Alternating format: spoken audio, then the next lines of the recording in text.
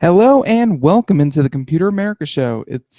We are about 1 minute out from starting our show proper, and we have a great show planned for everyone today, where we are going to be going over, current events, news, tech, gadgets, and a little bit of science thrown in. Do not be intimidated.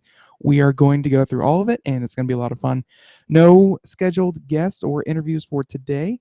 We had a couple on, lined up, but looks like they have to be moved over to next week. But don't worry, we have a great show planned for all of you. So just sit back and relax as we have a full hour of the Computer America show coming here in about 10 seconds. And by the way, some of the stories that we're going to be doing include something from Apple, something from Tinder, Your show will go live and in more. 5 seconds. So stay tuned. 4, 3, 2, 1. Broadcasting live, it's America's longest-running national radio talk show on computers, Computer America, hosted by national columnist Craig Crossman. Look for Craig's weekly column in your favorite newspaper. This show is being beamed nationwide at computeramerica.com. Keep it here for technology news, computer products, guest interviews, and your phone calls. You're listening to Computer America. Computers run the world, and we run computers. Call us or send us an email to live@computeramerica.com. Hello and welcome into the Computer America show. It is the nation's longest running, nationally syndicated radio talk show on computers and technology. And I'm your host, Ben Crossman, as we have a full hour of tech news and everything tech related here on the Computer America show lined up for everyone here. Thank you for joining us, and thank you for joining us so early as we get into this, because there's a lot of news.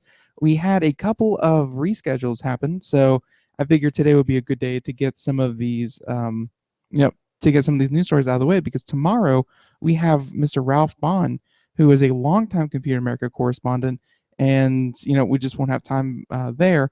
But there are so many stories, and we haven't had time this week, so I thought we could get it done. With that being said, before we get into the news itself, I want everyone to go over to computeramerica.com to check us out and to check out a couple of things. The first thing are today's show notes, where we have a couple of stories. We'll post others if people feel the need to, but if not, it's okay. But yeah, over on the show notes, you will find everything that we talk about here today, as well as the archives, audio and video. So if you want to open that up, you'll be able to hear the entire day show. So if you want to go back, if you want to listen, or if you missed any part of it, it's going to all be archived right there on our website. Also, you'll find all over links to social media, including Twitter, Google+, Facebook, what have you. And there you'll be able to sign up for all of our social media outlets. And if you do that, if you help support Computer America on social media, then you are entered to win a great prize from our friends over at Logitech. Yes, and that is as easy as giving us a follow, a like, a subscribe, whatever it may be, on any of our social media, and you are automatically entered to win. This week, we are still giving away the Keys to Go by Logitech. It's a $70 keyboard, works with either iOS or Android, and very, very sleek, very, very low profile. And we're going to give one of those away actually tomorrow. So tune in for that as well, where we read the winner's name live on the air. And let's see what else. If you go over to the website, you'll see many other things. There's lots of resources, and we're looking to more fully flesh out what you can do over at Computer America. So stay tuned there as we update the website more and more. Let's see, anything else? I think I'm just I think that's just about it for today. Of course, you can always check out our video portion of the show, although again, it's still kind of, we need to get it up and running. I know I've been putting it off, but the video portion is up on YouTube. And so that's it for Computer America. And again, today, no guests, no interviews. We normally have at least one or two a show, but unfortunately, a couple had to be rescheduled for next week. So stay tuned for them. Instead, we have a full show of computer and technology news. And not to worry, I'm looking at at what we've collected, and it looks to be about a baker's dozen of really interesting news stories. So we're just going to jump right into that. And again, this is computer and technology news. So here we go.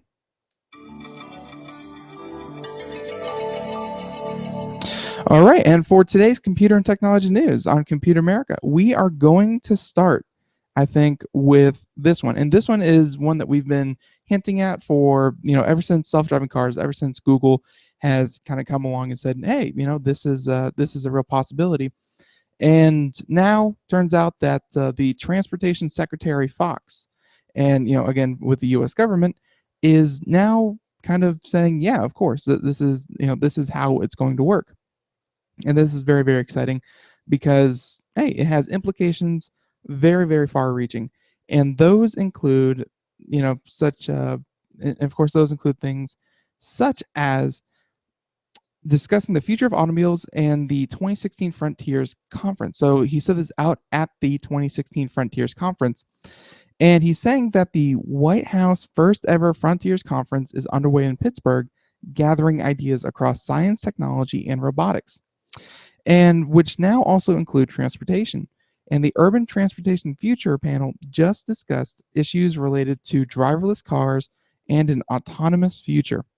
And this is exciting because, one of the implications that you pointed out was that our generation, the 2016 generation, may be the last generation to own cars or personal transportation. And of course, that's a very exciting, very different idea than what traditionally has been, I think, at least here in America, the American dream, which is, a house, kids, and of course, a vehicle to tow everything around in. And that is now quickly changing. And again, we're pulling this from Popular Science and Mr. Xavier Harding. And yeah, so the U.S. Secretary of Transportation, Anthony Foxx, Mayor of Pittsburgh, and also Mayor of Pittsburgh, William Peduto, there we go, Zipcar co-founder Robin Chase, and Zoox CEO all gathered to discuss what's to come in the self-driving car space. And yeah, so this is the Zipcar co-founder Robin Chase said that his wish is that people can imagine not owning cars. He's of course stressing the idea of driverless vehicles not just replacing cars, but offering an alternative to ownership altogether. He continued that asking the audience to imagine a completely shared transportation system where they don't spend 18% of their household income on their car. And once we have the people imagining it, then we'll push to make it happen. And then followed closely by Secretary Foxx. He said, we started regulating cars decades after they were on the streets, and airplanes decades after they were in the air. We've regulated mature industries for quite some time, but this is a nascent industry or new industry. And he said, I hope we can keep the conversation fresh and the guidelines in them, offering annual reviews so that we're constantly rethinking what we're doing. I wish that I don't have to get my daughter a car. I can tell it'll be far better for everyone. And of course, a joke there. But yeah, so this panel between, of course, an owner of Zipcar, and if anyone has ever seen a Zipcar station, you go up, put it in your car, get keys out, and yeah, you essentially rent a car just like that. Very, very simple. And other things like Pittsburgh, of course, a huge car manufacturing town, and and of course Anthony Foxx, who is the Secretary of Transportation. I mean, all of them seem to be almost in agreement that the generation that we have now, and maybe the kids growing up, maybe they'll still have a car because obviously self-driving cars are not going to be the answer to to everything, especially if you can't take them interstate or even intercity. But in a situation where you only need a car once a month, or half a dozen times a year, maybe not owning a car makes complete sense if you can just pull open an Uber, a Lyft, one of these other companies that will come out, and you can just say, hey, meet me here. It's not as, I mean, like, you've always had that possibility with cab drivers, but the economics of it all, eventually it only made sense to own a car. But if they can get the price down and the immediacy is right there, then again, it's completely possible that between public transportation and on-demand transportation, you will not have to maintain a car in your lifestyle. And that's exciting. And it's exciting to hear again, someone as high up as the Secretary of Transportation. That's why this is news. Even though we've said these ideas on the air before, that's why this is news. Is someone as high up and who leads policy, such as Anthony Foxx, seems to be echoing those sentiments. And yeah, that's exciting. That's definitely exciting to hear. And of course, with that said, we can, yeah, you know what? Yeah, let's do it. I have this kind of sort of tied in story here, and it's tied in because this is from the White House, of course, of all places. And this includes President Obama. This includes many experts in the White House, and how they can really expect things from artificial intelligence. And I know expect things is a pretty stupid way to say it, but it's hard to really imagine just the implication of self-driving cars is one thing. That's something you can look forward to, but artificial intelligence is a much broader set of applications and is going to affect a lot more people. So again, this is from Popular Science once again. Miss Kelsey Atherton. There we go. And yeah, Popular Science saying that the White House sizes up the future of artificial intelligence. And of course, how can we keep jobs for humans in an age of thinking machines? And hopefully this doesn't get into too much iRobot Hollywood territory. But yeah, it's time to really sit down and think about what is the future of automation in the workforce. And yeah, the White House has done it, saying that the White House released 2 reports about artificial intelligence today. And one is Preparing for the Future of Artificial Intelligence, looks at where artificial intelligence is right now, and policy questions about where it could go, and actions the federal government could take. The second one is the National Artificial Intelligence Research and Development Strategic Plan, is specifically designed to guide future federal research and development spending on AI. And these two, they offer a comprehensive view of the problems and potential artificial intelligence offers the future. So, Preparing for the Future, of course, warns negative effect of automation will be greatest at lower wage jobs, and that there is a risk that AI-driven automation will increase the wage gap between less educated and more educated workers, potentially increasing economic inequality. Which makes complete sense because our automation does a really good job of taking low skill, highly repetitive tasks and doing it over and over and over again until such time that you no longer need a person even looking over the artificial intelligence. Rather, the artificial intelligence can do exactly that. So yeah, no, that article, or I'm sorry, that study pointed a finger at lower wage jobs. So lower wage jobs, they're lower wage jobs because they require less specialization. They require less education surrounding them to get into them. So, waiters, waitresses, line cooks, fast food, of course, cab drivers, truck drivers, things like that. Things that, yeah, sure, there may be some education and there may be some skill and there may be some, kind of talent behind it. We are already seeing self-driving vehicles. So, there goes truck drivers and cab drivers, and then, fast food and waiters and waitressing. And, let's face it, most of the things in a grocery store, many jobs out there. And, I'm not even thinking about things like painting or, construction, things like that. Like, the less formal education you need for it, the more easily and more susceptible it is to automation in most cases. Now, I personally have worked in a factory before. We were making pharmaceuticals. We were making, cancer research drugs and the like. And, while admittedly I went in there with zero knowledge of chemistry, I was able to jump right in and start doing it. And a lot of what they did, I mean, just kind of looking at the environment and looking at what I was dealing with and the machinery and hardware I was dealing with already, computers and automation already downsized that plant that I was hired onto. I was one of like 17 people, And I guarantee you, a plant like that in 20 years ago, 30 years ago, would have easily taken 3 times the workforce. But because you had computers and you had systems that would monitor themselves or transfer product from one place to another, it it just went to show that even if you can't straight eliminate jobs, you are going to be able to at least reduce the workforce that you need tremendously to do this, to accomplish the same task. So yeah, and that's why they're saying that and again, that's like lower wage jobs, entry level jobs are easier to automate, and that's why things that require a bachelor's degree, master's, a PhD, what have you, they are less susceptible because they're more specialized, and you really need all of that knowledge and you need all that formal training.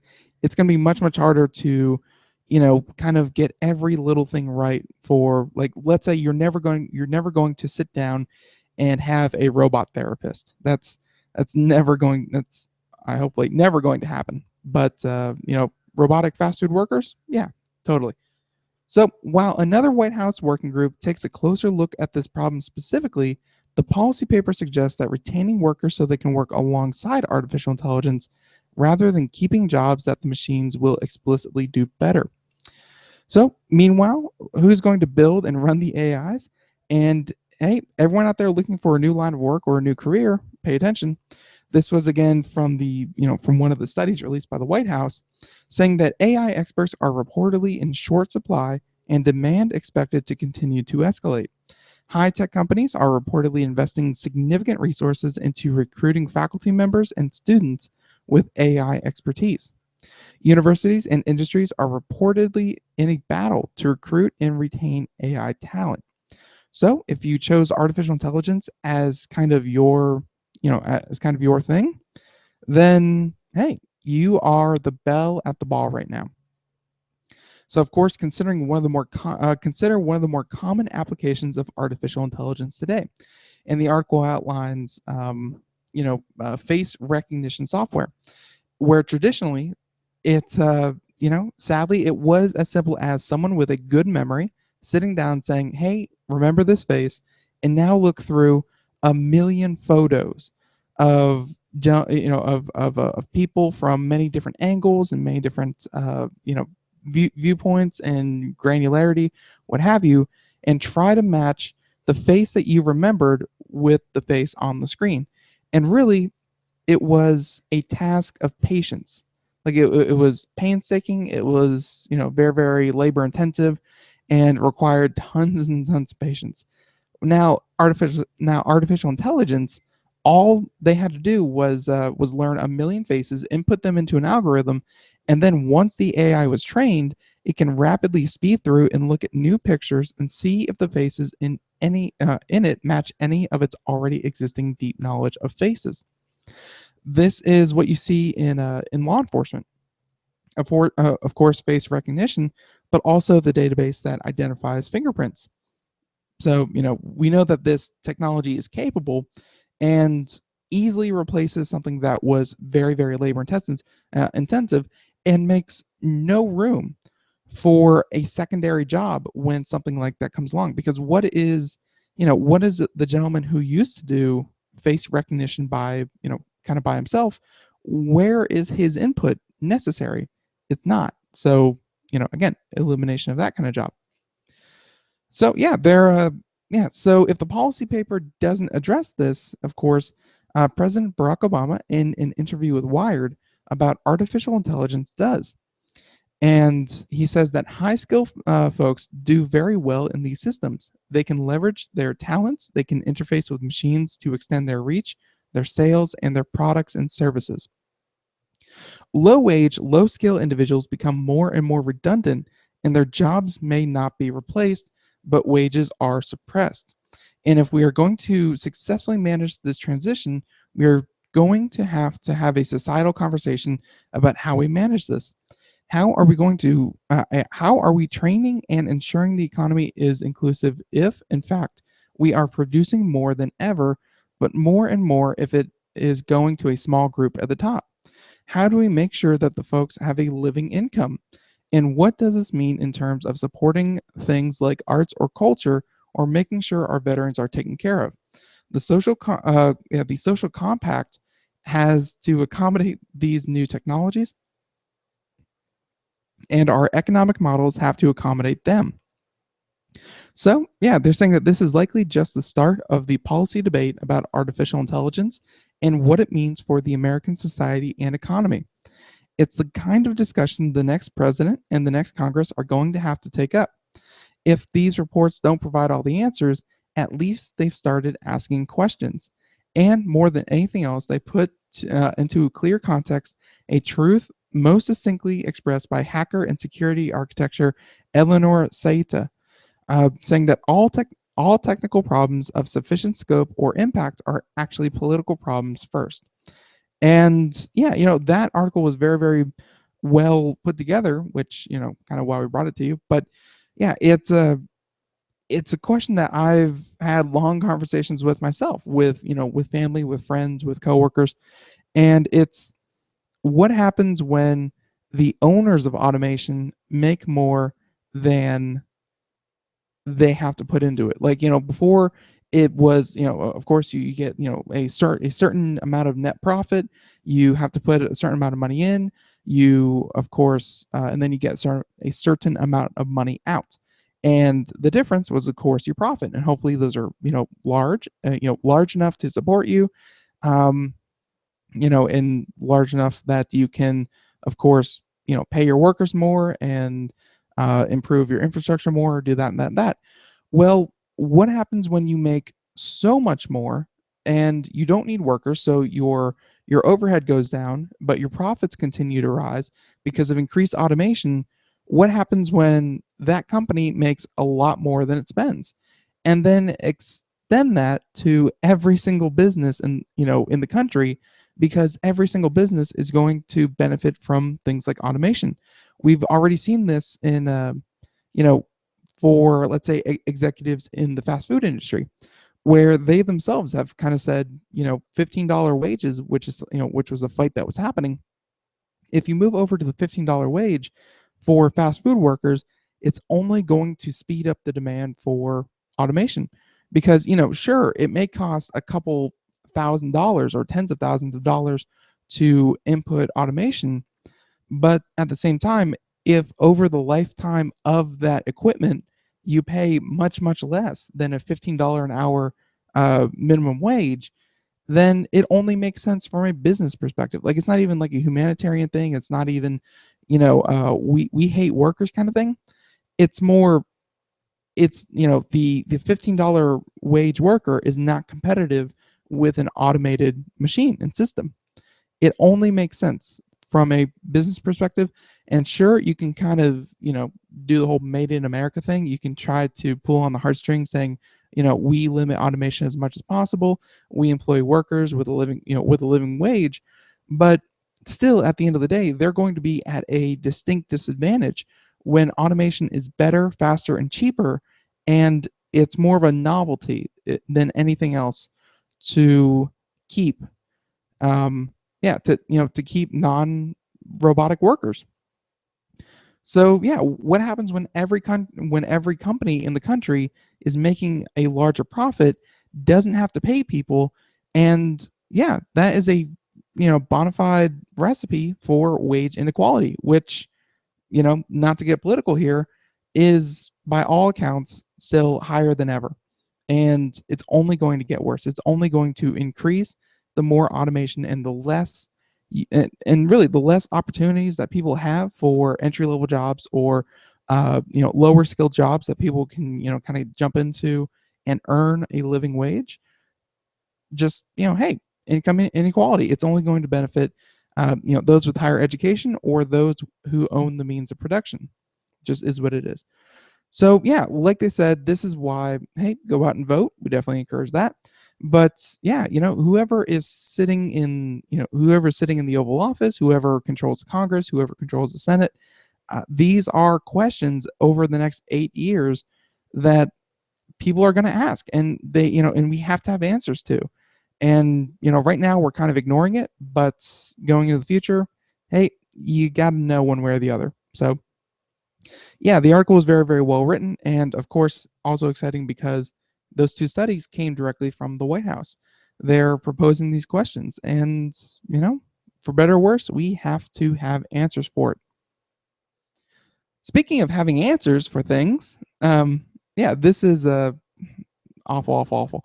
So Samsung, you may know them. They have phones. They come with a new feature. It's they can start campfires. I guess I don't know how they're going to try to spin this, speaking of not having answers, but one of their answers is not working because I actually saw this on the news yesterday, saying that Samsung is sending out specialized boxes to ship back your Galaxy Note 7s in. And they include things like fire retardant packaging, as well as like rubber gloves to handle your own phone. Like that was my favorite part, was that they're willing to sell you a product that you put to your face every single day, that you put in your pocket, keep on your person every single day. But when it comes time to return them as defective, they have you wear gloves, as if you aren't carrying these things around everywhere before. But hey, whatever, better safe than sorry. And yeah, so here's the problem about not having answers. US couriers issue strict guidelines for returning your Galaxy Note 7, saying that they won't ship your phone with Samsung's special box. Interesting. So this is from Engadget, Miss Mariella Moon. And if you can't walk into your carrier store to turn a Galaxy Note 7 in person, you'll have to ask them for Samsung's fireproof box and wait for it to come in. And FedEx and UPS have announced that they won't ship out the phone unless it's inside one of the special containers. And Samsung has, of course, prepared for it. The container is actually comprised of several boxes you'll have to stack like a Russian doll. And though the outermost one is lined with ceramic fiber designed to keep potential fires under control. Meanwhile, the U.S. Postal Service will accept your shipment so long as it's inside hard cardboard or plastic boxes. So, while it could be a hassle having to wait for an insulated box to arrive, it's still a step up from the courier's previous stance, saying they originally refused to ship the plus size phone back to the carriers altogether. And unfortunately, we can't say the same for our friends in the UK, saying that the Royal Mail has banned sending the devices entirely, suggesting that the Note 7 owners get in contact with the retailer that sold them the phone in the first place. So yeah, the Royal Mail won't even take it whatsoever. So yeah. So of course take note that you might have to wait a while before the phone gets to your phone carrier, since Note 7s are not allowed on planes anymore. So to comply with the Department of Transportation rule that prohibits recalled products with lithium-ion batteries on planes, the devices are now only eligible for ground shipping. So of course that means the phones are off by boat. So yeah, not as fast as planes. Gonna take a few more days, and yeah, it is what it is. So here's the worst thing, and it's kind of looking out into the future, but yeah, it looks like we have some early initial estimates for how badly this is going to hurt Samsung. But Samsung's earnings for July to September weren't affected by its Note 7 problems, but things likely won't be the same next quarter. After it decided to stop making the phones completely, the changeable adjusted its profit guidance to expect a two. I'm sorry. They changed their outlook to expect a $2.34 billion loss for the current quarter. And analysts also believe that the conglomerate will end up spending around $1 billion to make and ship out the insulated recall boxes. So while Samsung's growing display and chip business could make up for those losses, the future of its extra large phone line is now up in the air. And this is something that we discussed yesterday with Sandy Berger, in that the Note line itself, the any phone associated with the word Note is probably donezo. Like that's probably the end of the line. But people obviously, judging by the amount of phones that they sold, people are obviously still interested in the form size and the form factor. They're just not interested in the battery blowing up in their pocket. I don't imagine anyone is. So obviously, they're going to continue the form factor, but they're not going to continue the Note line. Right now, you can still buy a Samsung Galaxy 7 and a Samsung Galaxy Edge. And both of them are still well-made phones. People are still buying them. You can still get them on the shelf. You can exchange them from your Note to one of these other ones. They've been out for months and no sign of those exploding, just the Notes. So yeah, this is what we discussed, was that the Note line probably bye-bye, but everything else, but Samsung and the phone market altogether, they're going to take a hit, and it's going to take a lot of it's going to take a lot of PR marketing to really get this, to really shine it up a bit. But they're definitely still going to be in the market, so don't worry about that. But yeah, no, okay. So that's Samsung saying that use one of their specialized boxes, and the U.S. has reversed their decision to carry them all together, but you have to send it by ground. So yeah, just a forewarning. All right, we'll be right back with more computer and technology news, and here on Computer America. So everyone, stay tuned. We have a lot more coming up. Looking for a best friend? Brother Wolf Animal Rescue has your best friend waiting just for you. The mission of Brother Wolf Animal Rescue is to help build a sustainable, no-kill community where no dogs or cats are ever killed for population control, where true euthanasia is reserved only for animals who are irremediably suffering or for animals who are truly a threat to society and with no hope of rehabilitation. Brother Wolf's staff and volunteers go door to door, neighborhood by neighborhood, to educate citizens about local resources available for at-risk pets and to help their families connect with those resources. Brother Wolf's community-based approach to no kill helps keep family pets healthy, happy, and in their homes and out of the local shelter system in the first place. For more information or to make a tax-deductible donation to this wonderful 501c3 organization, visit their website at www.bwar.org. Help to realize Brother Wolf's vision when no animal is euthanized for lack of a home. Who's a good boy?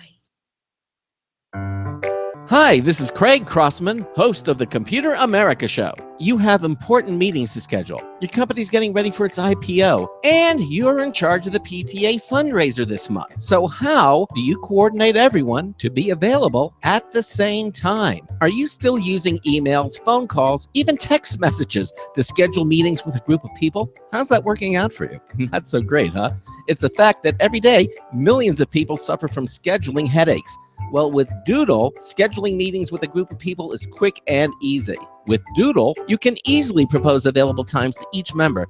Each one checks off the times that they're available, and then you simply pick the time that works best for the group, all in an easy-to-read display that integrates with your existing calendar. Nothing could be more simple. Give Doodle a try for free, and like millions of Doodle users, you'll truly see how easy it is to find the perfect date and time for all your meetings. That's www.doodle.com.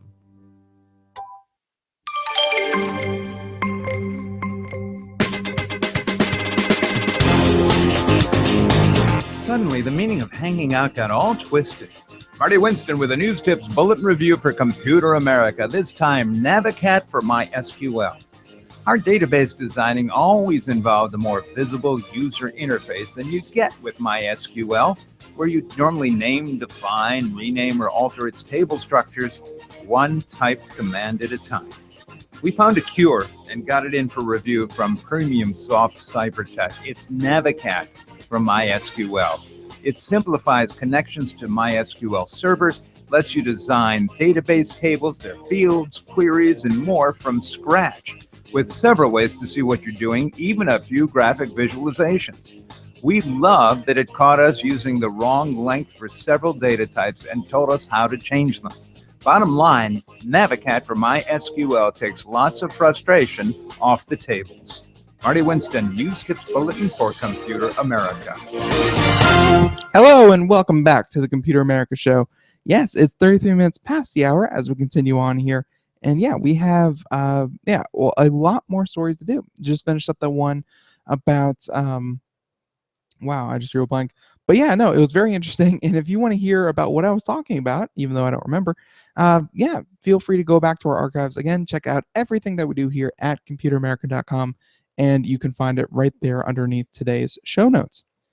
So with that being said, let's move on to to quite a different. Oh yeah, we just finished up with the Samsung Note 7s and how, you can send them by ground but not by air, and it's going to cost them a couple $1 billion to fix.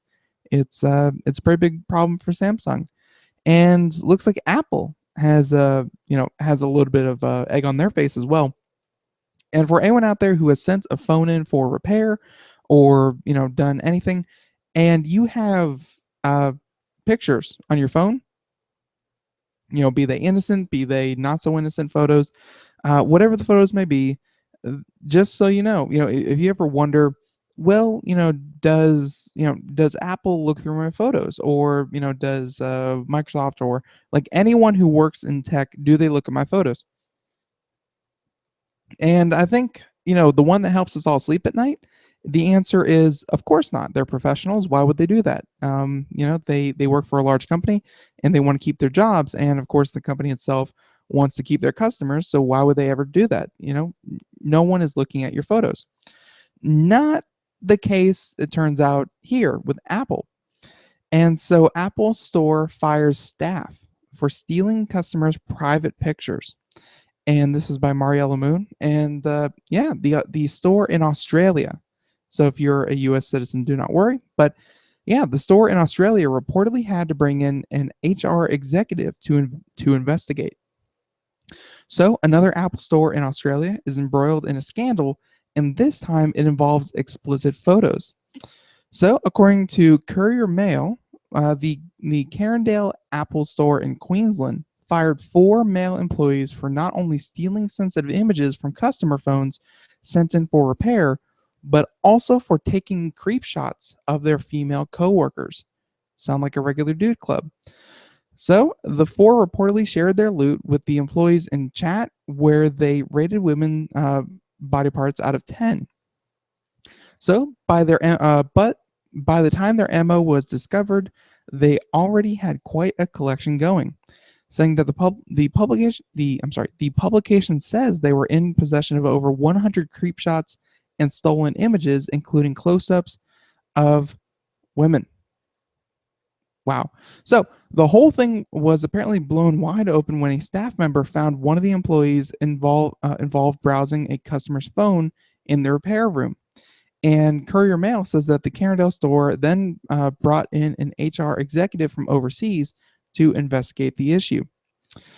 So, in a statement sent to various publications, Apple insists that its investigator didn't find evidence that the employees transferred customer photos and took inappropriate shots of female coworkers without their consent. Nevertheless, Cupertino confirmed that the store already sacked several people as a result of the findings. It's unclear why the company would fire anyone if nothing improper took place. So, of course, they reached out for clarification. And and here was the full statement, saying that they are investigating we are investigating a violation of Apple's business conduct policy at our store in Carindale, where several employees have already been terminated as a result of our findings. Based on our investigation thus far, we have seen no evidence that customer data or photos were inappropriately transferred, or that anyone was photographed by these former employees. We have met with our store team to let them know that about the investigation and inform them about the steps Apple is taking to protect their privacy.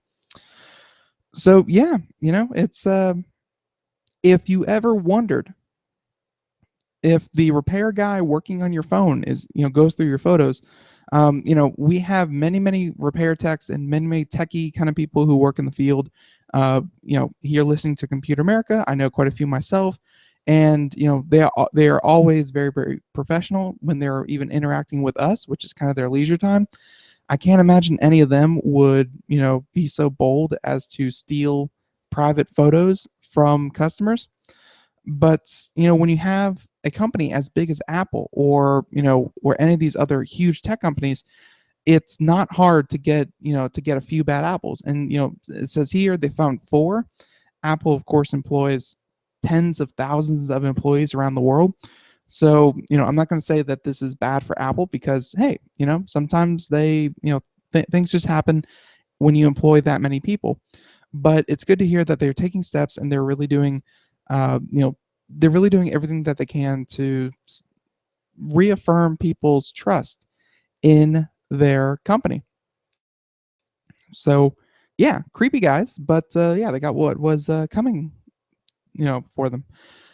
So yeah, that was that. And again, unless you're in Carindale in Queensland, Australia, I think that at least for now, your photos are okay. But just know that if you send something, if you send a hard drive out for repair, or you send a phone out, or you send a laptop, make sure that there's no compromising uh, information at all. That if you can avoid it, if you can access it and you can avoid it, make sure that there are no photos, there's no documents, there's no private information. Make sure there's none of that as much as possible, easily, or I'm sorry, easy to find on your device. That's the best way to protect yourself, is just to make sure if it's there, make sure it's under password and protection. And the second best way is to make sure it's not there at all, or at least in a secure location. So at any rate, there you go.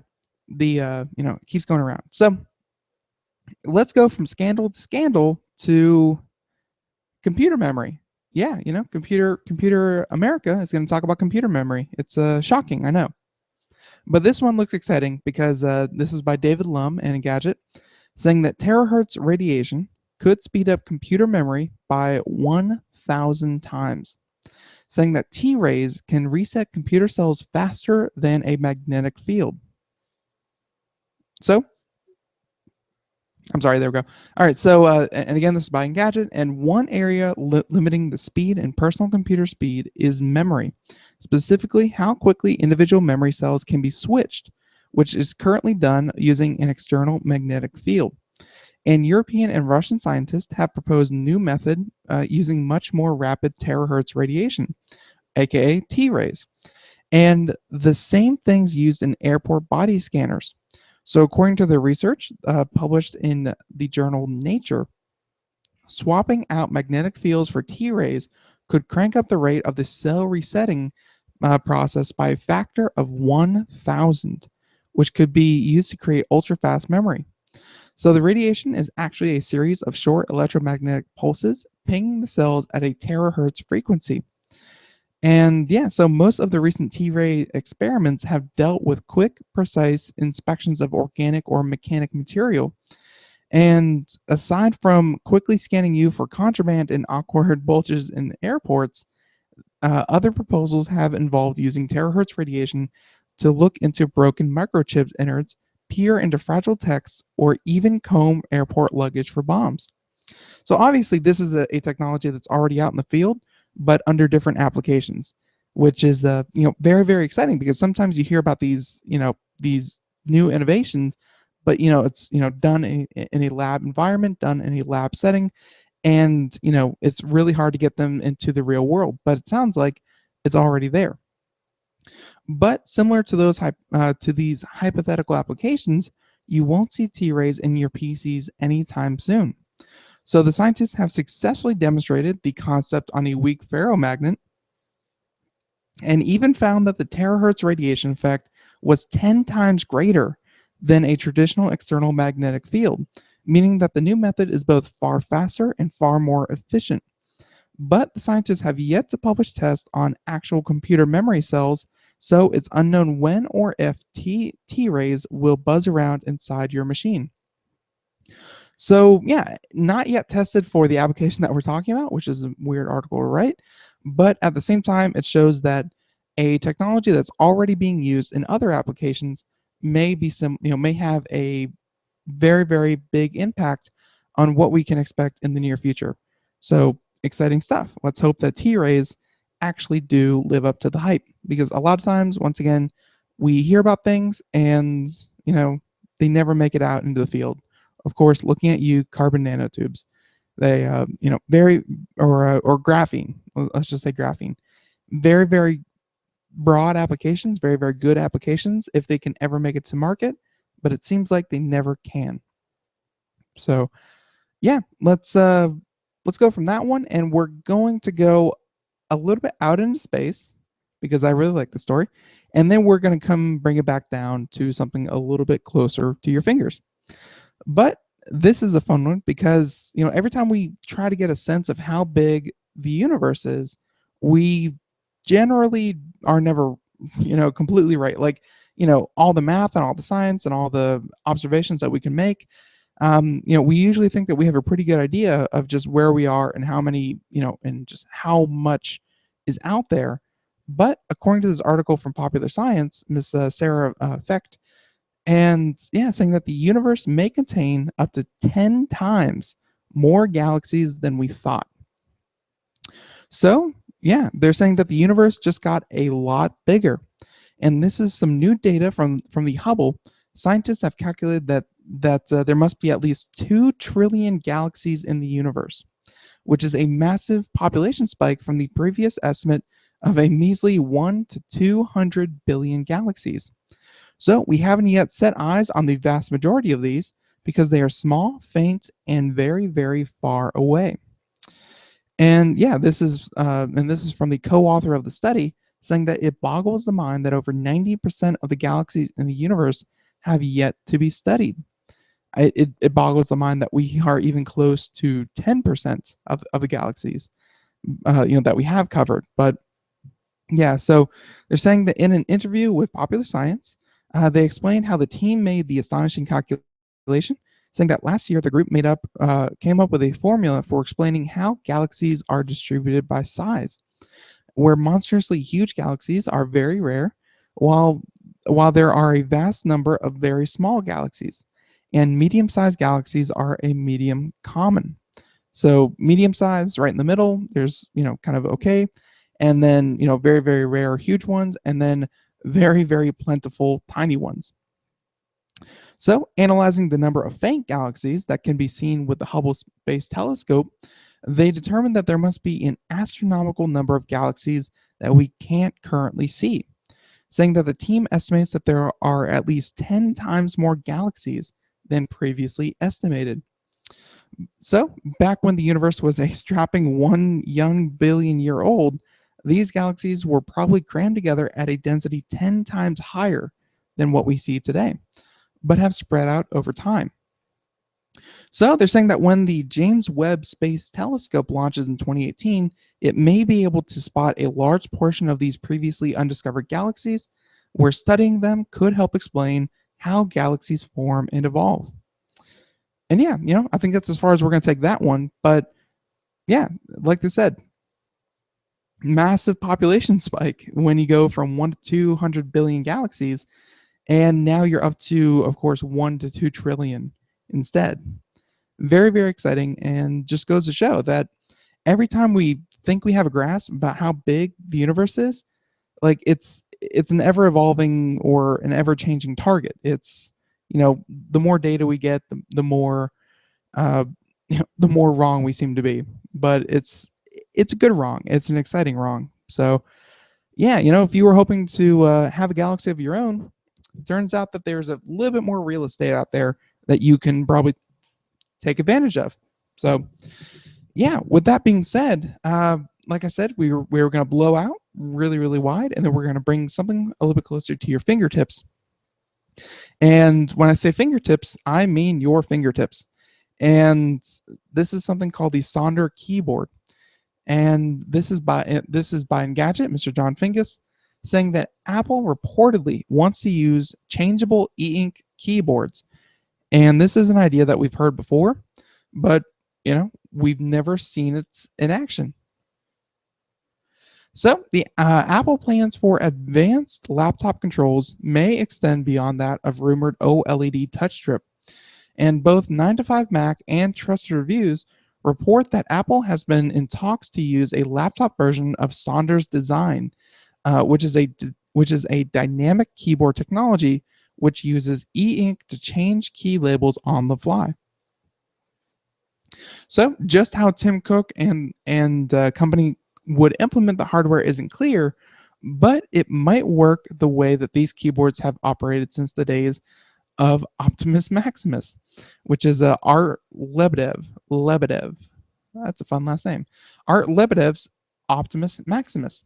So if you'd get handy labels on keys as you switch contexts, such as brushes in an image editor, or different characters when you switch languages. So although Sonder has confirmed that talks have taken place, it's not saying whether or not it has a deal. It only adds that it's closing B2B procurement contracts with 3 laptop makers, and that Foxconn, which of course helped get Sonder off the ground, and E-Ink are helping. Given the timing, you probably aren't going to get a MacBook with this keyboard anytime soon. Even if Apple has a contract in place, you probably won't see. Wouldn't see these livelier keyboards until 2017 at the earliest, of course. But yeah, if you've ever seen the Sonder keyboard, if again, depending on the application, so if you are in an image processor, if you're in a word processor, if you are in a video game, if you are doing any kind of thing, instead of your normal QWERTY keyboard with your with your 1 through 0, plus, minus, equal sign, what have you, instead of having all that, you would have the keys would be dynamic. And sure, if you kind of took your cursor and pointed to a QWERTY application, it would switch back to a QWERTY keyboard. But again, not really many applications in, let's say, Photoshop, that you actually need a QWERTY keyboard. Instead, you need shortcuts and hotkeys to more effectively use, of course, painting or editing tools. And that's where a Smart Key keyboard would actively change the mapping of the keyboard, which is very, very exciting. But also it would change, if you look at the keyboard, you'll be able to look down and say, okay, so this is for thick brush, thin brush, this is for editing lines, deleting lines, adding lines. I mean, it would, you could look down at your keyboard and get a dynamic experience, rather than just having to know that, Apple V and or Control T or whatever hotkeys you may know. Instead of just kind of knowing them, you can just look down and see them mapped out for you, just like that. It's exciting, and they even included things like different language keyboards, where let's say you have a QWERTY keyboard and you switch language to, I don't know, let's say Russian or Mandarin. It would kind of change the keyboard right there on the fly, so you could look down and have a completely different setup than just a traditional QWERTY keyboard. Yeah, it sounds like a good idea. There's already videos, again, of the Sonder keyboard if you want to go take a look and see how it works. It's Sonder, Sonder keyboard. And yeah, looks great. Really, really hope that Apple picks it up, because it seems like something Apple would do. And it would, really kind of make keyboards think about what else can they do, because there really hasn't been much innovation in the keyboard. People such as Logitech or any other keyboard manufacturer, their biggest innovation in the recent past has been improved battery life. Drop the wire, Bluetooth, NFC, Wi-Fi keyboard, what have you, and or infrared keyboard, and just improve the battery life, improve the efficiency, make sure that wire is never needed again. But at the same time, there hasn't really been a lot of cool innovation, I would dare to say. And yeah, I think something like this, kind of E-Ink would be pretty cool for a keyboard. So again, I hope someone picks it up. And Apple has a tendency or a tendency to make things really, really cool looking. So again, I hope Apple is the one to pick it up. So with that being said, looking through the other stories we have here, and we have, about 7 or 8 more, and, with only a couple more minutes in the show left, we're not going to get to all of them. But I think we're going to do this one. And BitTorrent, we've talked about it on the show before. BitTorrent is a service that it's peer-to-peer file sharing. It's now, as we said on the show before, it's not strictly illegal, to share your own information. But if you are going to share someone else's information, generally we're talking, illegal peer-to-peer or other people's protected copyright information, then it's probably going to happen on an Onion router and BitTorrent or the Tor network. Like it's going to happen using one of these services. And so again, while the service itself is not strictly illegal and the idea behind it is not strictly illegal, it's used by illegal means more often than most other mediums. So last week, Variety published a report detailing some of the internal turmoil at BitTorrent, where the company's CEOs had both reportedly been fired, and the recently launched BitTorrent Now initiative was dead, and the company's new LA office studio was shut down. They're saying today, BitTorrent has given us more detail on the situation at the company, and some of what Variety reported appears to be accurate, but the company has denied BitTorrent Now's demise, saying that the company says it remains focused on the media space, including BitTorrent Now. So Variety also said that the company's two CEOs have both been fired, and we've learned today that only Delamer has moved on. And I'm sorry, so only one CEO was fired, the other one is still on the job. And BitTorrent did also confirm that its LA space has been closed down. So the company didn't have any comment on more widespread layoffs, but if it had been bleeding money through its music initiatives, it sounds like it's not losing enough to shut them down just yet. So indeed, BitTorrent says that there have been no change to our platform at this time, and we're taking that to include not only BitTorrent Now, but also the company's newly introduced new platform and live video streaming service. So, despite things not being quite as bad as the picture painted by Variety, it's clear the company is going through some changes and perhaps a bit of turmoil right now. So, even so, BitTorrent isn't giving up on its Now initiative just yet. It only launched the ad-supported streaming music and video service in late June, so it seems reasonable to give it more time unless it's been a spectacular failure. And there's still some more confusion, but yeah. So again, it's BitTorrent, of course, is BitTorrent. Like I said, it's torrenting. It's not illegal by nature, but those who use it illegally are going to use a torrent like a torrent service like BitTorrent, and like that gets them in a lot of hot water. So then when they announce something like BitTorrent Now, which is again a service that, yes, there's ad injected like any other kind of service that you would use to watch anything.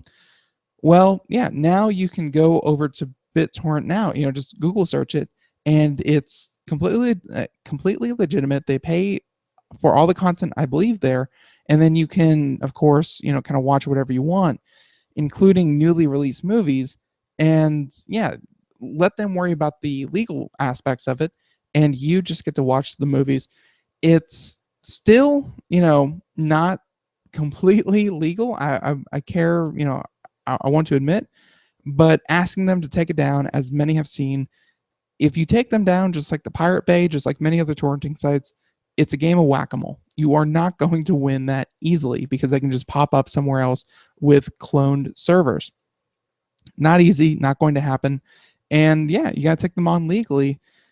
And through extensive legal battles, it's hard. And they're going to find that out. So BitTorrent going through some turmoil, but yeah, we'll see where they pop up on the other side. And I think we have time for one more, and this was a really, really cool one. And for anyone out there who has ever broken a bone and gotten a cast, this may be of interest to you. So this is from Engadget, saying that 3 college students out of Illinois believe that they can alleviate some of the problems with a product called Cast 21, which is a pretzel-esque sleeve that would replace traditional fiberglass castings. Because castings, they are very, very restrictive on airflow, very, very itchy. If you get an itch in there, it's very, very hard to scratch. And if you go out and check out Cast 21, it's a sleeve that is designed, that is a mathematically designed structure that's as rigid as a traditional cast, but without most issues. So, for instance, its hollow design means that you can get that you can get to most of your skin, letting you scratch these itches when you need to.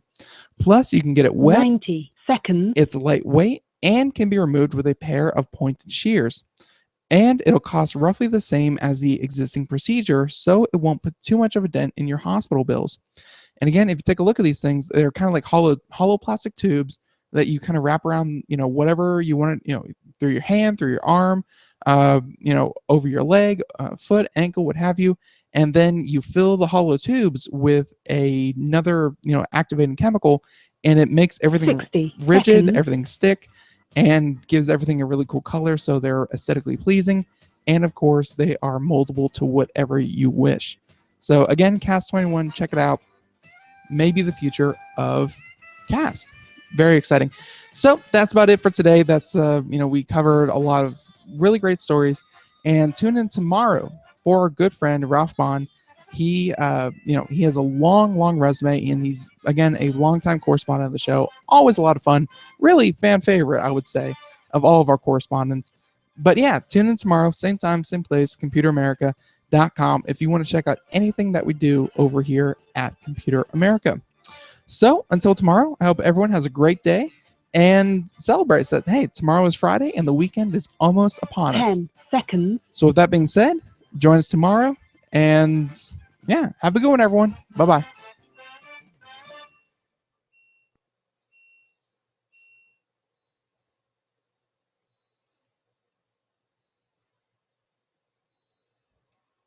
And everyone listening to us on our video portion, thank you so much for joining us. It's it's been a lot of fun, and tomorrow we have another great show for you again with Ralph Bond. It's he's always a lot of fun, always very interesting to listen to, and looking forward to it all together. So tune in tomorrow, same time, same place, Computer America. See you then. Bye, everyone.